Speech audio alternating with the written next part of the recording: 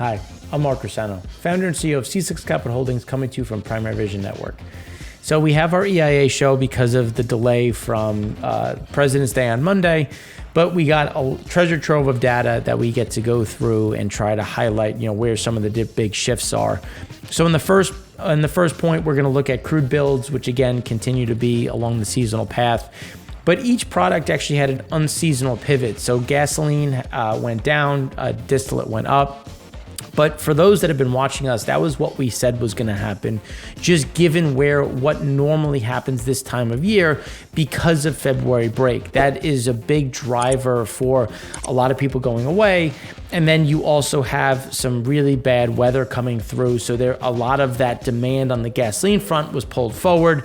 That sent more into the market. But then when you look at like gas buddy data, it doesn't show much of a change. And a lot of that is just timing. So again, we're going to see some of this come through. And then on the distillate front, we continue to see abnormally warm weather, which just continues to reduce the underlying heating oil demand while trucking still remains weak. And in the second segment, we're going to go deeper into that gasoline spike and how, again, we just expect it to normalize. But as we've been saying, just normalizing at that 8.4, 8.5 level, but grind higher as the weather continues to improve along the spring track. And then in the last segment, we're going to go deeper into product builds and how the refined product builds are putting more pressure on refiners. And we don't see that changing. And we're going to look at Russian flows as well as activity in both China and India and how that's going to put additional product onto the water.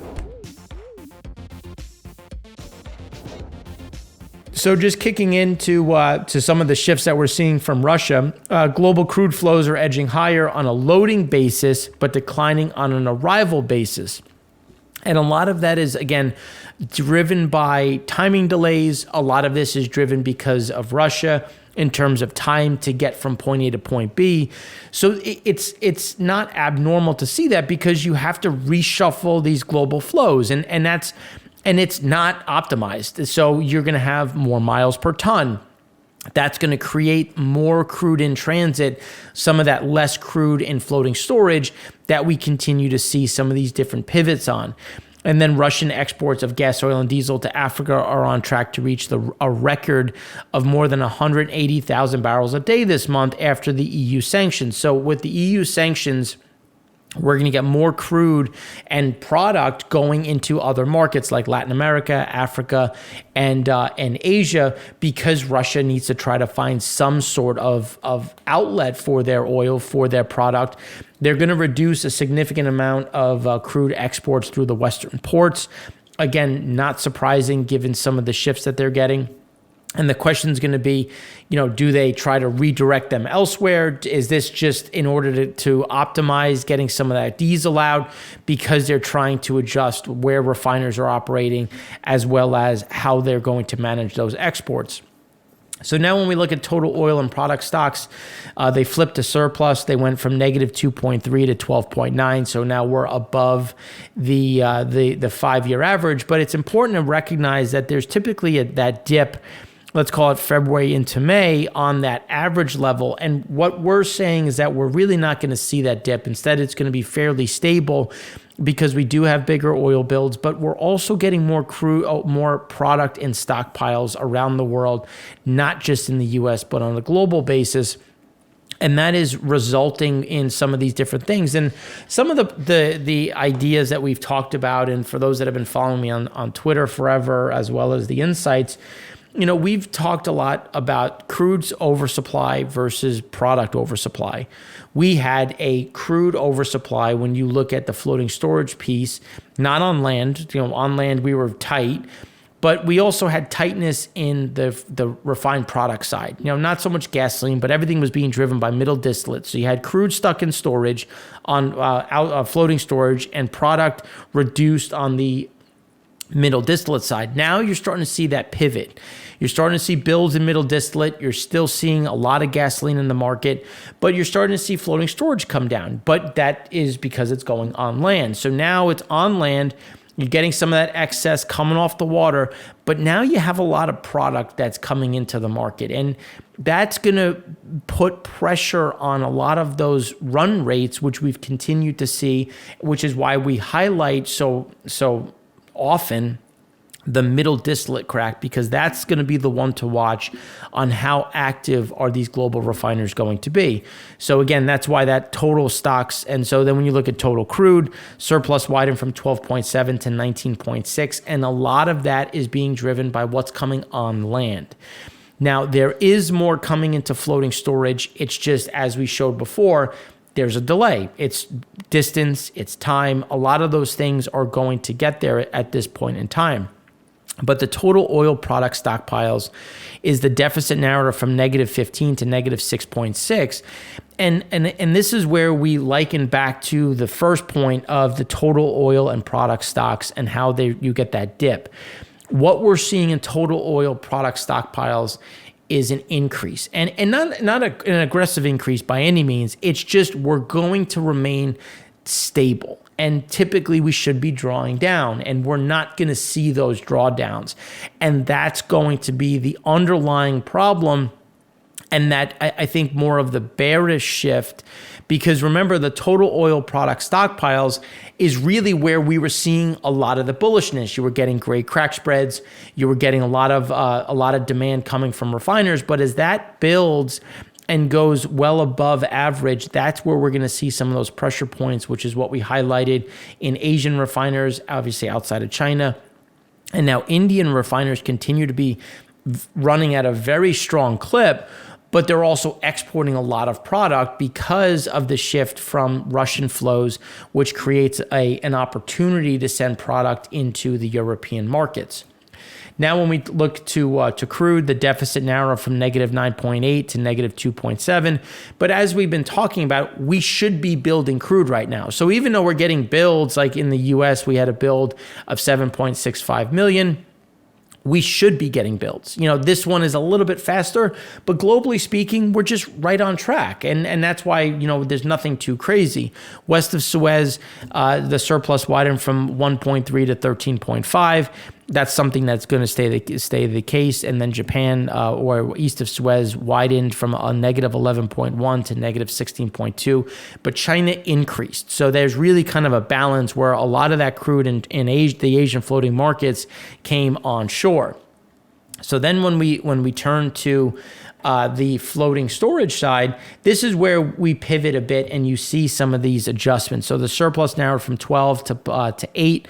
So there's still a surplus, but again, it's coming down. And a lot of that is because Iraq dumped a lot of crude into the market at discounts. You're seeing some additional discounts come through Angola, which is pushing more into the market. So that's a net positive. And then you have some of those product, as you have China fully reopened, starting to normalize, you're getting some of that draw off of the Asian floating market, which again is providing some of this benefits when you look at this excess.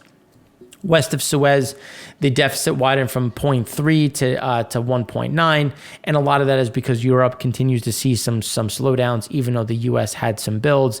East of Suez, the surplus widened from 2.9 to 7.6, but we do see that coming down again. A lot of that again driven by by China. Crude stocks in the U.S. increased 7.65 million barrels. There were builds across the board, with the largest coming from both Pad 3 and Pad 1. And you can see against the 5-year average, very comfortable. Year over year, also very comfortable. So that's just something where we are going to expect to see some of those increases. And here's when you look at Pad 3, typically we get these builds. The question is going to be, where does it start to peter out? Because typically as you get into April, you can see that there's that culmination where that's where you peak. The rate of change has been pretty aggressive. We do see some of that rate of change slowing, capping off, but Iraq did create some opportunity by keeping some of their OSPs lower, and especially into the U.S., which is why we should see some of that additional flow.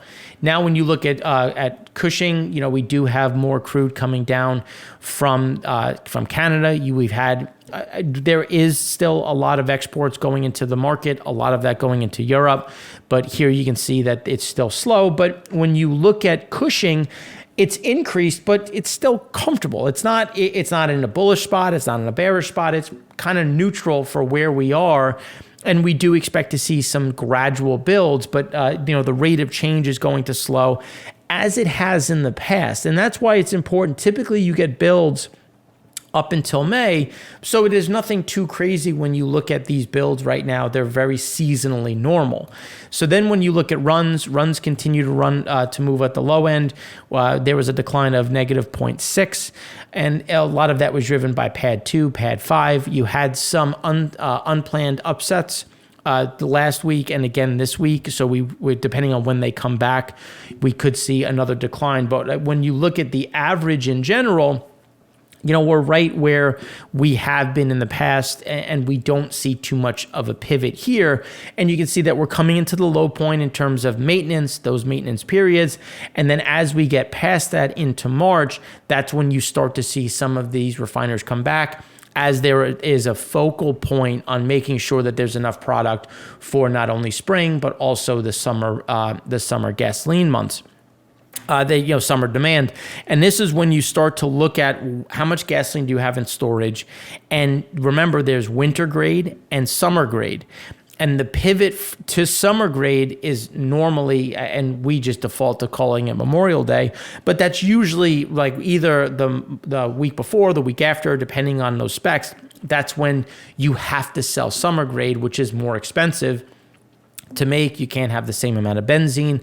And that's when you start to look, it's like, okay, well, how much gasoline do I have in storage? How much of it is winter grade? How much of it is summer grade? Do I need to start creating it now? And again, that's where you start to see those pivots as we go into March. Now, when you look at imports were up 95,000 barrels a day, driven by pad 1 and pad 5. Pad 3 had a big drop, but we do have a lot of that offshore now. Pad 2, another small drop. Again, it's going to be volatile, but we do see that bouncing back. Pad 3, one of the things that we were saying, it was going to average right kind of in the middle of the cloud, below the 5-year average, but above the lows. We still see that being the case. Pad 2, we think it's going to stay an average above the 5-year average, but you can see there's normally a drop now, and then you'll get that spike back. We just think that on average, it's going to be not setting new record highs, seasonally speaking, but just above the 5-year, comfortably in the middle of that cloud. Implied demand. One of the things that we had said was that 8.27 million barrels a day of gasoline demand was too low. But one of the other pieces that we highlighted is that you have February break and you have some inclement weather coming through. So a lot of companies, a lot of people will, again, prepare for that, because you want to make sure the gasoline is in the tank for when people show up, because you had vacation starting Saturday of last week, of this past Saturday or Friday, because you have this whole week off for some. You had President's Day weekend, which is a big travel weekend for skiing, for other. So this is usually a big bump, which we normally see. Distillate came down again, another 123,000 barrels a day. More weakness on the trucking side, more weakness on the heating side, and we don't see too much changing in that arena, so it'll stay below the 5-year. Jet, you see some of that as we showed the last 2 weeks. You had a big pull-in based on, again, February break, movements. Now that's starting to cool off. And you're seeing some of this back and forth in terms of aviation. And then residual fuel is just correcting back down to the lows. Propylene bounced a bit by 284,000 barrels a day. Still below the 5-year average. And just based on where petchem demand is, we don't see that really changing. Gasoline implied demand, as we were saying, you normally get a bounce. The question is, February break can be the week before, the week after, depending on how it sits. So here you can see that it happened a little bit earlier than some periods, a little bit later. So we're right kind of in the middle. We expect that bounce and then the fade back to about 8.4 to 8.5 million barrels a day, which will stay on the low end, just below that, about the 10-year average. But again, just kind of bumping along just because we don't have the same level of activity as we had in the past. Crude oil inventories in general, the second highest ever. But when you look at it, it's just the rate of change has been aggressive, but we normally get builds. And that's what we've been trying to say. It's like the builds aren't abnormal. They've happened a bit faster. Then the question is going to be, where do we start to level off? And that's something that we have to look to pad 3 for. Then when you look at commercial oil and products, you continue to see builds. We're now approaching 2020 levels, 2019 levels, which historically speaking is very comfortable. So again, that's where we're kind of balancing out, where it's not really bullish, it's not really bearish either. It's just kind of here in terms of where some of the flows are. So the important piece is going to be, what do exports look like now with Russian product coming in? And what does U.S. demand set up to be? Days of supply continuing to grind higher. That's going to continue to move up with another big build, and runs moving down. Gasoline storage. Now, this is where, typically speaking, this is where you start to see some of these pivots. You start to see a little bit of a decline. It can vary as to when. There could be about 1 or 2 more weeks of builds.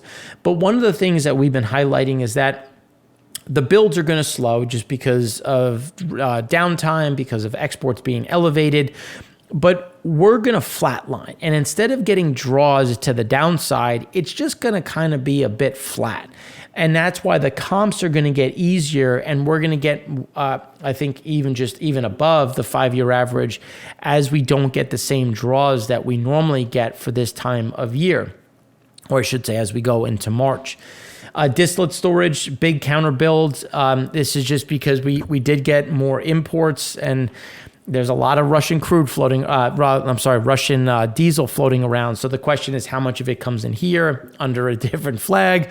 There's going to be a lot of these different shifts, and you still have refiners that are targeting the production of distillate versus gasoline. And then you've had that a little bit of a slowdown in exports on the diesel side, because there's a lot of more and more competition, especially into Latin America and Africa by way of Russia. Jet continues to build. Again, it's that balancing act between what's going into kerosene and jet fuel and what is going into distillate. When you look at the crude curve continues to do its thing. The front months have moved down. When you go further back towards the end of the curve, you can see it's still come down a bit, but still moving in a steady direction. The question is going to be, what happens with a recession? And that's something that we still have as our base case when on a global level, which is why we think that there's going to continue to be some weakness in China and in other parts of Asia. U.S. Gulf Coast crude oil floating storage moving higher, still on the low end, but again, it's that timing delay in terms of there is more product coming into the Gulf of Mexico by way of Nigeria, Angola, and Iraq, and that's just going to push some of the floating storage higher, but it normally goes higher, and then the question will be, how quickly does it move into our pad 3 storage? And so that's what we have for you here. There's some unseasonal builds, some seasonal to a little bit more than unseasonal draws, but crude, the rate of change is going to be important now, because we should be building. The question will be how fast, and that's going to be an important one to watch as we go through the remainder of not only just this month, but more importantly March, and how March sets up is going to be very interesting in terms of how we're going to have to look and evaluate the summer consumption.